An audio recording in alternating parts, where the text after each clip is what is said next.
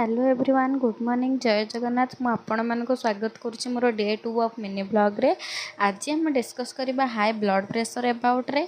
सब high blood pressure पे सबुठारु भल फ्रूट होची बनाना, जोटा को कि आपण जूस करके मधे यूज करि परिबे। सबुठो भल वेजिटेबल होची बीटरूट, जोटा कि आपण कंचा खाई परिबे किंबा सैलेड रे यूज करि परिबे किंबा ताको जूस करके मधे आपण यूज करि परिबे, जोटा हम हीमोग्लोबिन पे भी बहुत बेनिफिट दे थाए।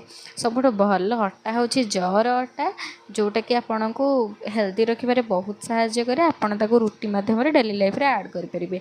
सबुठारु भल नट है आलमंड, जहाँ कि आपन ओवरनाइट भिजे कि खाई परिबे, जोटा कि आम चुट्टी को बढ़ाई पारे और स्ट्रॉन्ग करिबारे मध्य साहाय्य करथाए। सबुठु भल सीड्स है आमर पंपकिन सीड्स, जोटा कि आमको हेल्दी रखिबारे बहुत साहाय्य करे। ता सहित ब्लड प्रेशर के भी कमे थाए। आ सबुठारु इम्पोर्टेंट होची garlic. Thank you for watching.